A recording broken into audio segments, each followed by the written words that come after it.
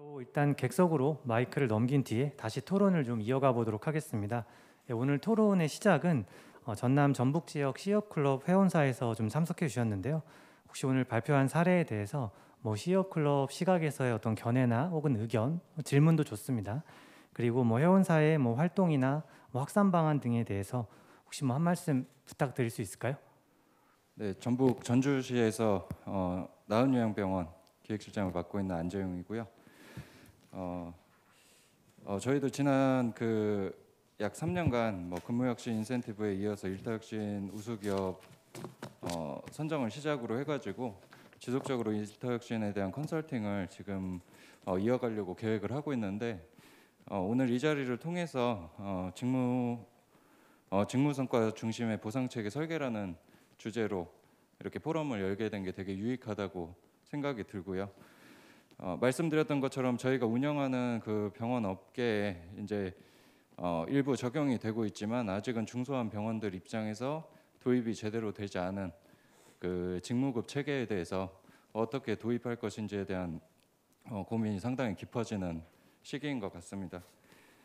일단은 기본급여가 상당히 상승을 하고 있고 또 병원 내부에서도 그 직무나 직종 간의 급여의 폭이 급여의 격차가 상당히 심한 편이기 때문에 저희도 이러한 그 급여 체계 혁신을 통해 가지고 인력의 고용을 유지하고 또 병원의 발전을 지속적으로 좀 추구를 해가고 있는데요. 아까 말씀하셨던 내용 중에서 사실은 그 사례 공유의 방법이라든지 사례 공유 내용의 내실이 부족한 부분은 저도 상당히 공감을 하는 편입니다. 특히 저희 병원업계 같은 경우에는 이런 일터혁신 추진 자체가 추진되는 사례가 많지가 않다 보니까 동종업계에서의 사례 공유라든지 사례의 정확한 이행 절차의 과정들을 좀 파악하기가 어려운 부분이 상당히 따르고 있고 그런 바에 따라서 그 노사발전재단에서 이렇게 일터혁신 우수 기업에 대한 클럽 활동이라든지 자료 공유 활동들을 조금 더 활성화시켜 주신다면은 저희가 참고할 수 있을 만한 그 사례들이 더 늘어날 것이라고 생각을 하고요. 오늘 발표해 주신 그 두 개 기업 사례를 통해서 그래도 이 기업들이 이런 과정을 통해서 프로세스를 진행을 하고 임금 개선 절차를 거쳤구나 하는 데 있어서 상당히 의미 있게 저는 그 PPT 발표를 수용을 했어요. 그런데 다만 한 가지 궁금했던 것은 저희가 아직은 현장에서 이런 급여 체계를 적용해 본 적이 없기 때문에 이것을 적용을 했을 때 이제 상위 그룹에 속한 그룹들은 직원분들은 좀 긍정적으로 제도를 받아들일 수 있겠다는 생각이 들지만 현장에서 느끼셨을 때 그 하위 그룹에 속하셨던 분들의 반응이 대체적으로 좀 어땠는지에 대해서 그 시행하셨던 기업에 좀 질문을 한번 드리고자 하는 입장입니다. 네, 이상입니다. 예, 나은요양병원 안재용 기획실장님 말씀 감사합니다. 아마 Y엔텍에서 답변해 주셔야 될 것 같은데요. 딱 요약하면 이제 그런 얘기였던 것 같습니다. 평가 요소 값이 상위 그룹 같은 경우에는 당연히 수용성도 높고 긍정적이었겠지만 하위 그룹 같은 경우에는 혹시 그런 반응이 어땠는지 또 그거를 수용성 있게 끌고 가는 과정은 어땠는지 그 부분에 대한 질문 답변 부탁드리겠습니다. 제가 간단하게 설명드리겠습니다. 일단 저희들은 지금 현재 안을 만들어서 추진 중입니다. 사실 결과적으로는 아직 이렇게 나온 답은 없고요.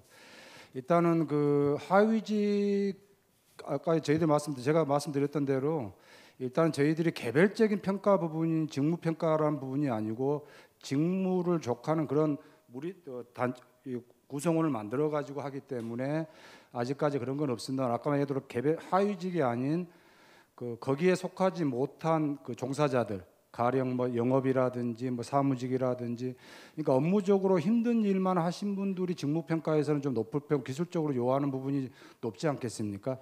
상대적으로 서포트 해주는 그런 과는 꼭 필요하지만 그런 분들은 또 상대적으로 좀 낮게 나오다 보니까 소외감을 현재 느끼고 있는 부분인데, 그러니까 그런 부분을 처음부터 크게 과대하게 실행하는 게 아니고 차츰차츰 조금씩 아까도 말씀드렸다시피 임금 인상을 해년마다 하기 때문에 그런 부분에서 갭을 주면서 조금씩 이렇게 할 생각입니다. 예, 답이 됐는가 모르겠습니다. 예, 답변이 좀 되셨을까요? 네. 그러면 이어서 오늘 마지막 순서인 이제 자유 토론으로 좀 넘어가 보도록 하겠습니다. 오늘 제가 서두에 말씀드렸다시피 다양한 분들께서 지금 참석해 주셨는데요. 시작하면서 말씀드렸다시피 서로 간의 생각도 괜찮고 저희가 또 공유하는 자리이기 때문에 질문이나 의견 좀 편하게 말씀해 주시면 좋을 것 같습니다. 특히 오늘은 노사 협력을 통한 일터혁신에 대한 사례 발표였고 또 노동조합의 유무에 따른 좀 케이스별 다른 내용도 좀 담고 있었기 때문에 발표나 좀 토론을 들으시다가 이거는 좀 우리 사업장에 비춰봤을 때 좀 비교가 될 것 같다, 아니면 좀 궁금한 점이 있다, 혹은 앞으로 컨설팅 진행이나 노사 협력을 통한 좀 기관 운영에 이런 부분을 좀 참고하고 싶다, 뭐 이런 내용들 아무 편하게 말씀을 해주시면 저희가 그 부분에 대해서 토론을 이어가면 좋겠습니다. 손을 가볍게 들어주시면 저희 담당자가 마이크를 건네드릴 수 있도록 하겠습니다. 예, 말씀 부탁드리겠습니다. 예, 저는 그 한국생산성본부 소속으로 활동하고 있는 최백년 컨설턴트입니다.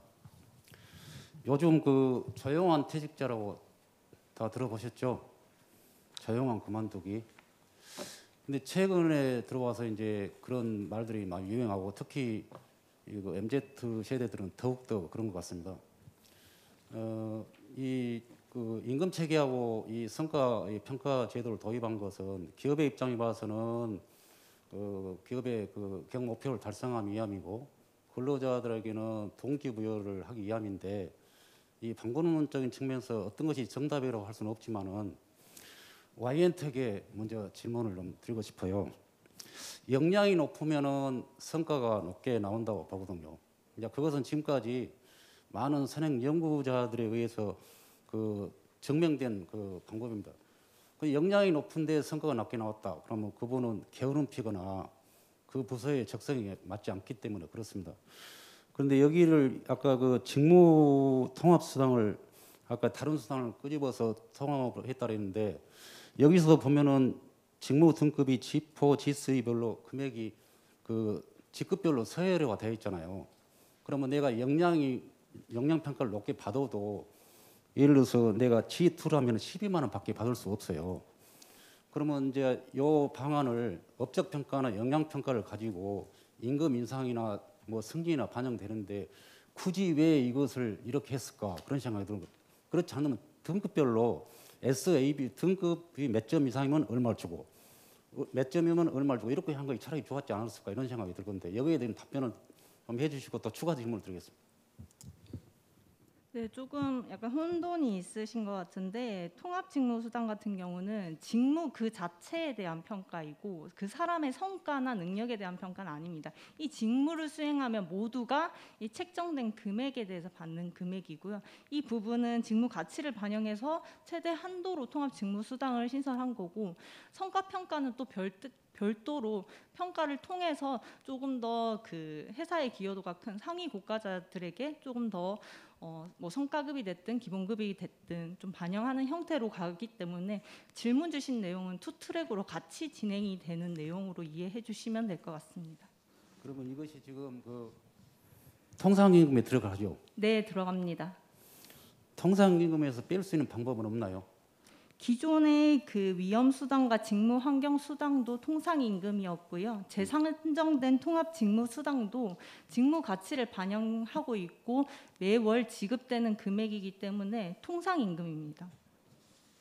매월 지급되더라도 만건수당이나 생산장려수당을 주면은 통상임금이 안 들어가기 때문에 회사에도 4대 보험 내릴 때 좀 이익을 보고 직원들도 좀 혜택을 볼 수 있거든요.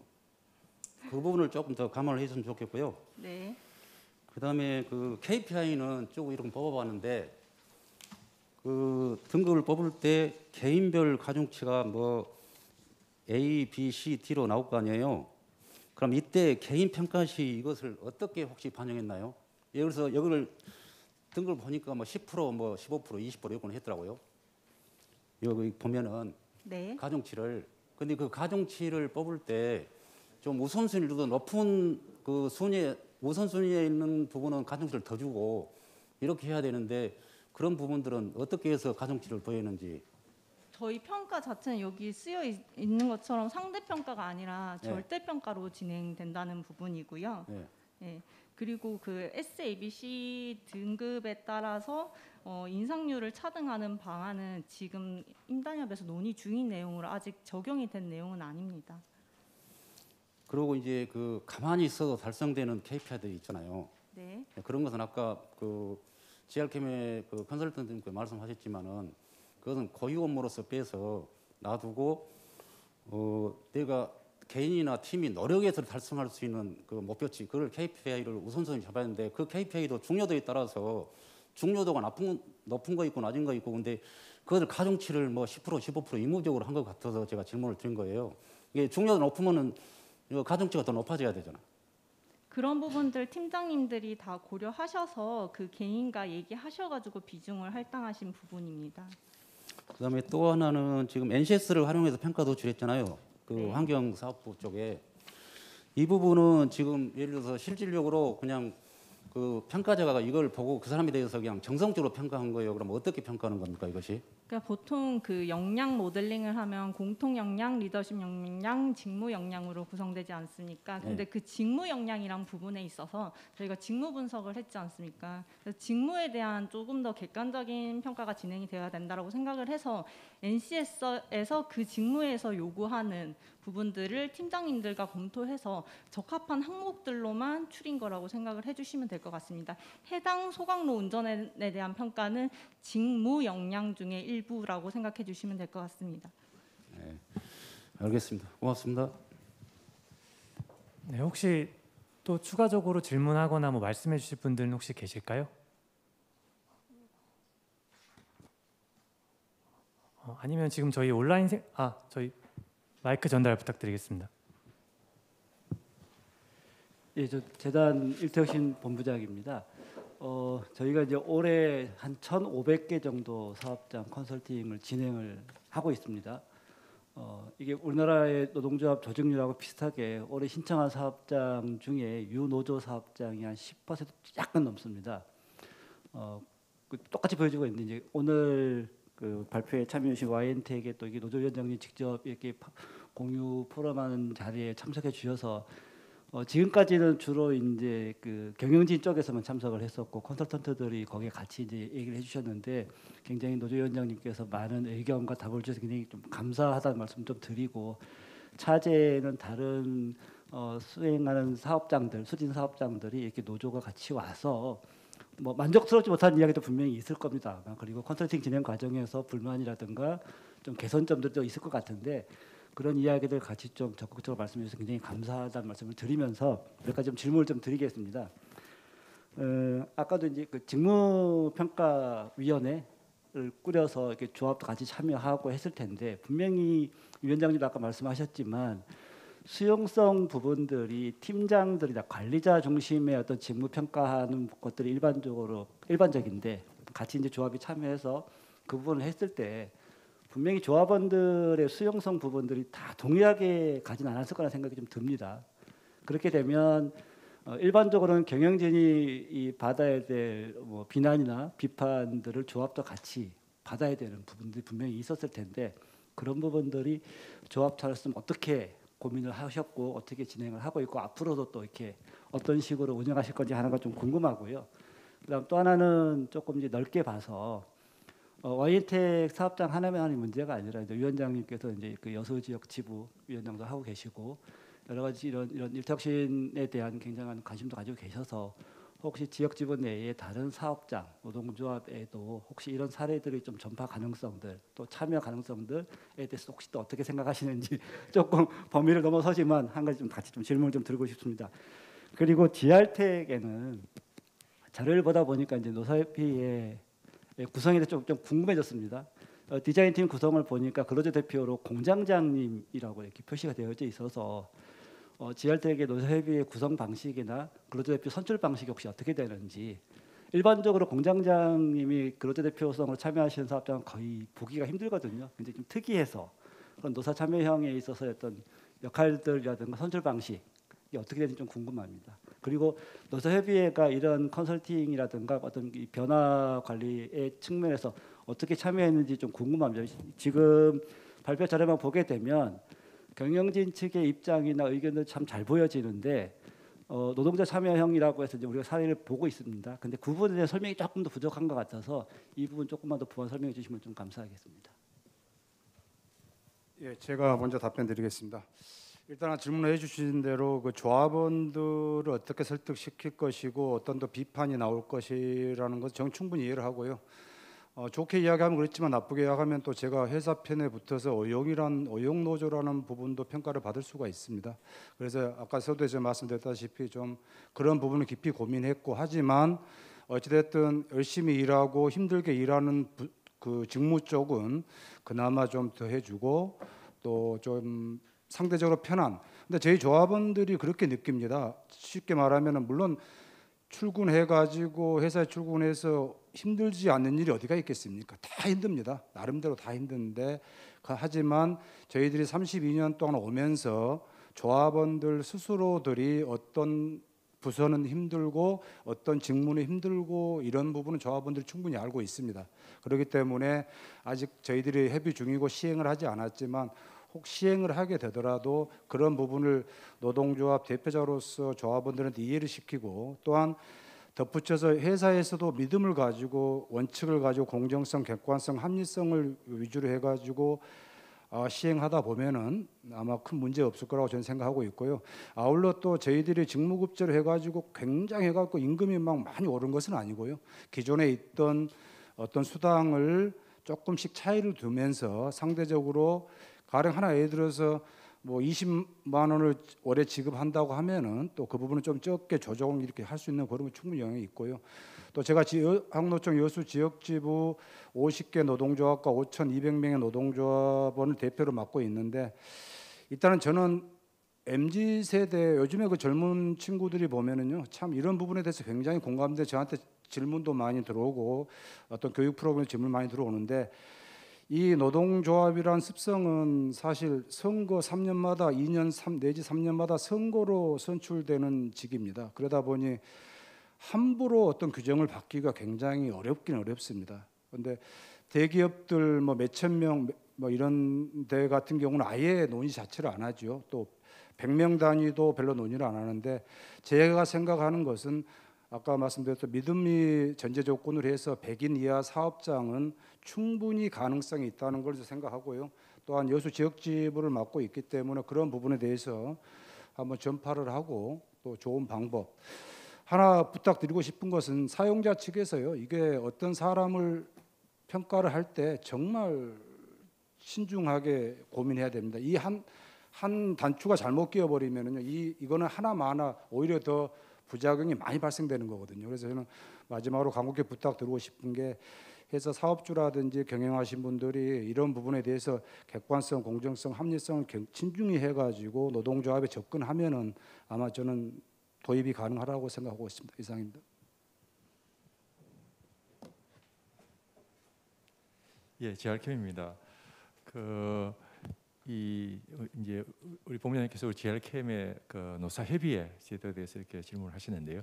이게 이제 우리 중소기업 들어가게 되면은 이 노사협의회가 천태만사, 그러니까 회사 여건에 따라 너무 달라요. 이게 특히 우리 이제 GRChem 같은 경우는 뭐냐면 2014년도에 법정 관리 들어갔습니다. 법정 관리 들어가가지고 2017년, 18년도 이렇게 이제 나와가지고 지금 이제 아주 흑자로 이 운영되고 있는 사업장인데 이 법정 관리에 들어가는 그 기간 동안에 이 말하자면 근로자들이 지금 남아 있는 근로자들은 정말 한가죠. 그러니까 그러니까 노사 관계 자체가 너무 협력적이에요. 끈끈하고 막 그런 식의 어떤 조직 문화를 지금 GRChem이 가지고 있는 상황입니다. 가지고 있는 상황인데 그때 이제 그 당시에 빠져나오면서 운영하면서 이제 그게 뭐 직급과 무관하게 그러니까 조직에 약간 오피니언 리더 하는 사람이 있단 말입니다. 그런 식으로 이제 해가지고 실질적으로 제가 이번에 노사협의회를 구성할 때 근로자들에 대한 선출을 했습니다. 그러니까 이 그 공장장님이 회사에서 지정한 게 아니고 선출을 통해서 선정됐습니다. 다 부장이지만은 그러니까 이제 선출을 했는데 그러다 보니까 그러니까 노사협의회가 GRKM의 그 현재 조직 문화 특성상에서 무슨 뭐 이렇게 같이 끌고 나가는 거지 막 반대를 하고 이 갈등 관계 노조 차원 아니고요. 그러니까 상당히 그 법정 관리를 벗어나면서 이게 일체화됐습니다. 일체화돼 가지고 긍정적인 아주 긍정적인 그러니까 이 본부장도 회사예요, 회사. 그러니까 회사의 부수장식으로. 그러니까 다 그렇게 일을 하고 지금 그 조직이 아주 똘똘 뭉쳐가지고 운영되고 있는 그런 상황이고. 그다음에 이제 이제 그러다 보니까 이 컨설팅을 진행하면서 또 근로자 참여 자체가 이해적이요, 협조적이요 무조건. 그러니까 하자 그러면 따라오고. 그러니까 이제 단 문제가 뭐냐면은 몰라요. 그러니까 그 직무 프로파일을 만드는데 이야기하게 되면 못 알아들어요. 이제 그런 좀 어려움이 있었어요. 얘가 설득하고 또 부상 설명하고 몇 번 하고 상당히 어렵게 도출됐는데 그 과정에서 근로자들의 그러니까 질문에 몰라서 질문이지 이게 해야 되나 안 되냐는 것은 거의 없었습니다. 거의 수능적으로 따라왔습니다. 그래서 제가 컨설팅하면 상당히 편하게 했는 거죠. 그러니까 제가 설명하고 뭐를 좀 알려주고 가르쳐주면서 이제 진행했기 때문에 그런 식으로. 그러니까 우리 GRKM은 조금 약간 독특한 조직의 특성이 있다라고 그렇게 지금 말씀드리고 싶습니다. 네, 혹시 본부장님 답변 되셨을까요? 아니면 혹시 추가적인 말씀 있으실까요? 네. 혹시 스텝진 온라인 생중계하고 있는데 질문 혹시 없을까요? 네, 좋습니다. 네, 혹시 그럼 플로우 계신 분들 중에서 혹시 추가적으로 뭐 말씀하실거나 뭐 질문 혹시 있으신 분 계실까요? 네, 여기 마이크 전달 부탁드리겠습니다. 네, 안녕하십니까. 유니스턴 HKR 천상우 팀장이라고 합니다. 다름이 아니고 두 분 교수님께 한번 좀 질문 좀 여쭤보고 싶은데 저희도 2017년에 이제 노사발전재단 도움을 받아가지고 임금체제 개편을 해가지고 반영을 했고 지금 신규 프로젝트로 이제 직무급제 도입을 반영하기 위해서 진행을 하고 있는데요. 첫째는 저희도 조금 전에 질문사항과 같이 이제 하위 집단들의 그런 설득 고민 같은 고민을 했는데 답변을 주셔가지고 근데 그 직무급제가 지금 이해도도 높아지고 있고 도입 진행이 되는 곳이 많은 것으로 알고 있는데 혹시 향후 이 직무급제가 중소기업에 지금 연공급으로 계속 이렇게 대부분 다 운영되고 있는데 향후는 이 직무급제가 정착이 될 건지 그게 좀 궁금합니다. 네. 네, 두 분 교수님 중에 어느 분께서 답변해 주시겠습니까?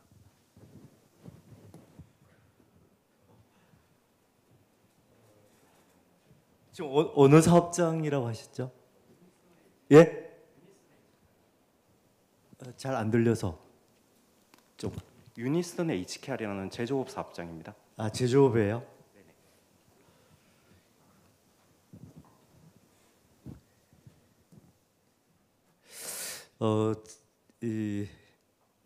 사실은 제가 이제 뭐 그 직무급에 대해서는 상당히 오랫동안 연구를 좀 해왔습니다. 저는 특히 이제 임금 체계에 관해서 근데 독일과 일본, 우리나라 임금 체계를 비교 연구하는 연구를 좀 오랫동안 진행을 좀 해왔습니다.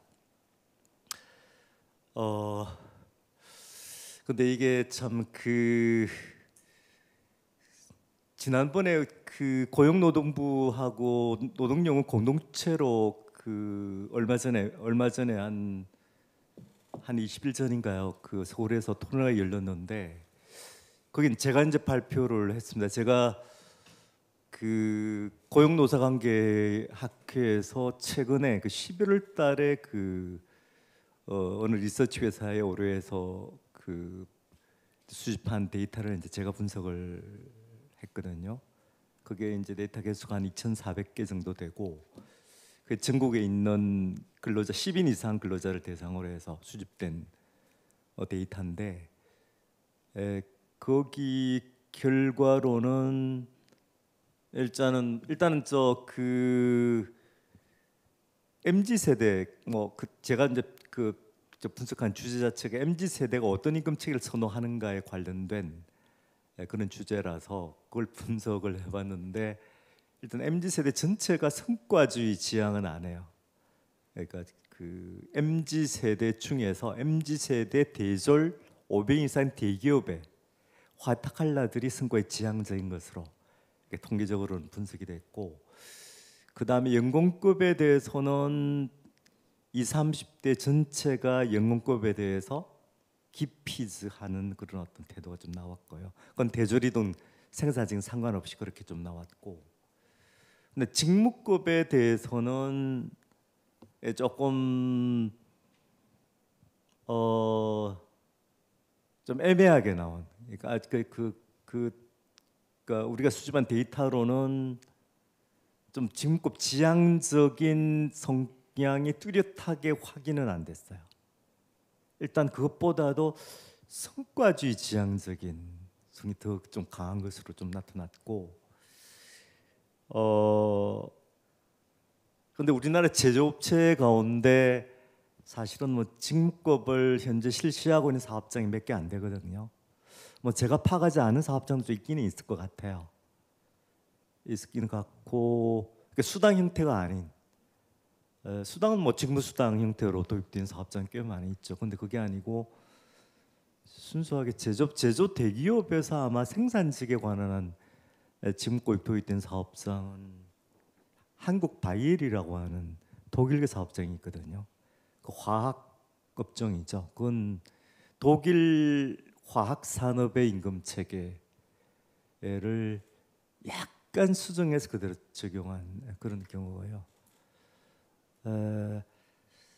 근데 이게 그 제조업에서 약간 직무급이 도입되기 어렵고, 그것도 제조업의 성격마다 좀 차이가 있다라고 생각이 드는데, 그 이미 뭐 그 예를 들면 직무급에 익숙한 사업장, 유럽 사업장은 오랫동안 직무급에 익숙한 사업장이고, 그래 따라서 그 여러 가지 이제 뭐 직무급이라고 하는 것은 이게 작업 조직의 변동과 긴밀하게 관련을 맺고 있는 것이거든요.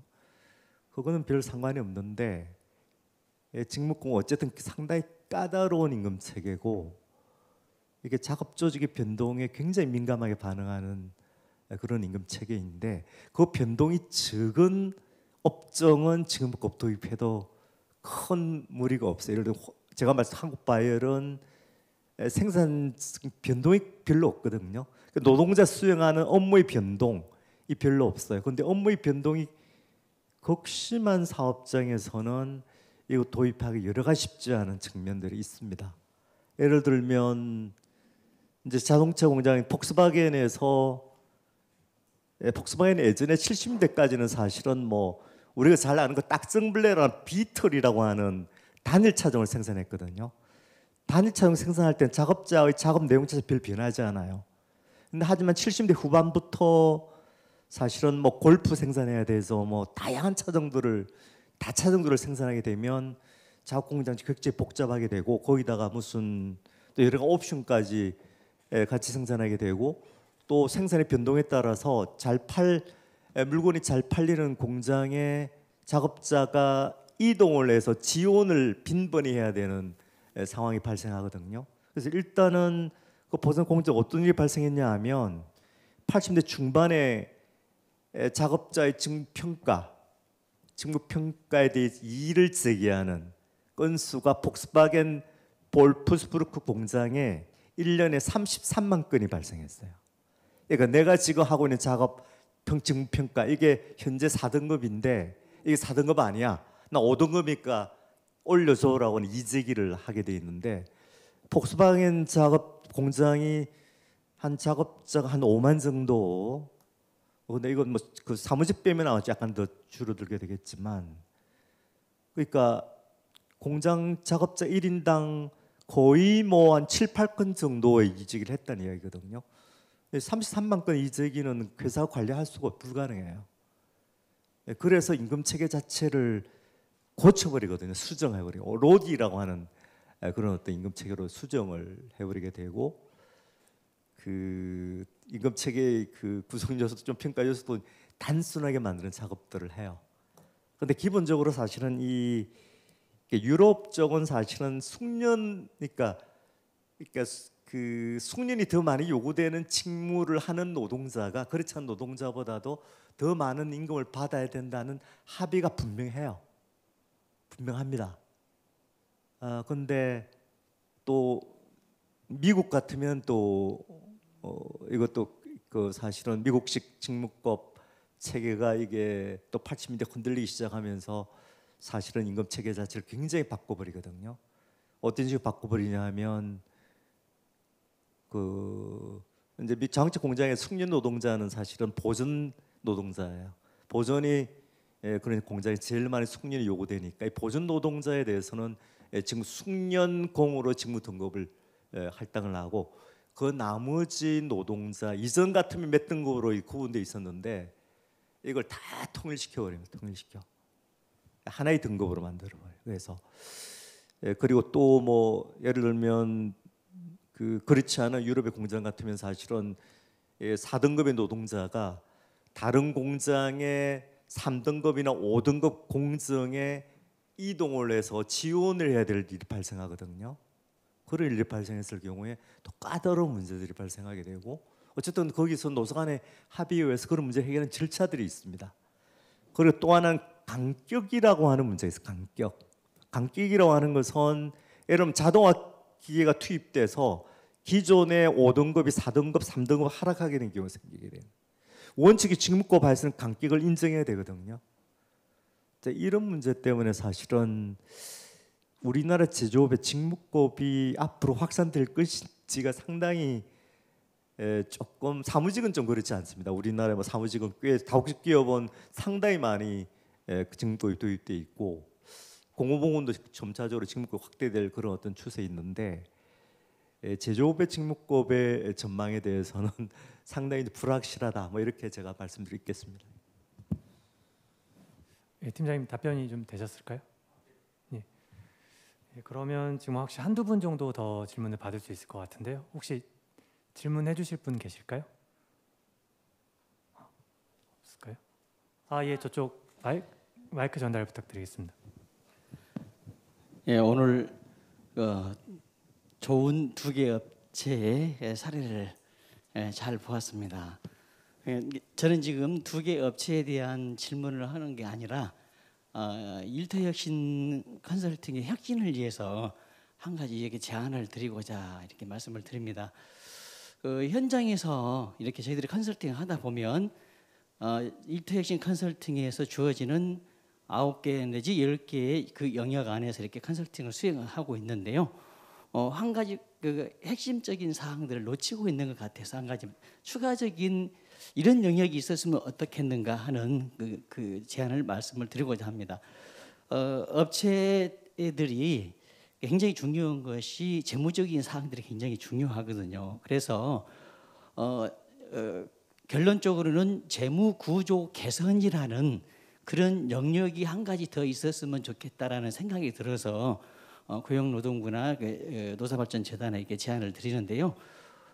이 대부분 CEO들이 자기 재무 사항에 관해서 잘 알고 계신 분도 있는가 하면 대부분이 이렇게 현장에서 보면 회계 감사 보고라든지 이런 감사 보고 결산 보고라든지 이런 것을 보고 그냥 적정인가 한정인가 이런 수준으로 판단하는 것으로 끝나는 경우들이 많고 하는데 제 생각에는 경영 분석을 해서 그 회사의 재무적인 사항이 어떻게 되는 것인지 예를 들어서 기업 체질 분석이라든지 BP 분석이라든지 이런 것을 통해서 재무 구조를 개선하기 위한 그 이슈 도출을 해서 어떻게 이렇게 해결할 수 있을 것인가에 대한 이행 방안을 마련하는 그런 것이 굉장히 중요하다고 저는 생각을 하거든요. 지금 우리 일터혁신 컨설팅의 9개의 영역은 그 HRMD 그러니까 이제 승진이라든지 이제 임금이라든지 채용이라든지 이제 조직 문화 이런 분야로 이렇게 되어 있고 또 생산 분야 한 가지는 작업 조직 작업 환경 개선 이렇게 되어 있는데 거기에 가장 기본적인 사항인 즉 CEO들이 알고 또 노사간에 잘 알아야 할 재무적인 사항, 재무 분석을 통해서 하나의 좋은 이슈안을 이렇게 만들어내면 좋겠다라는 생각이 들어서 재무 구조 개선이라는 영역을 한번 제안 드려봅니다. 예, 현장에서 느낀 바로 이렇게 제가 말씀드렸습니다. 예, 좋은 제안 말씀 감사드립니다. 더 이상 질문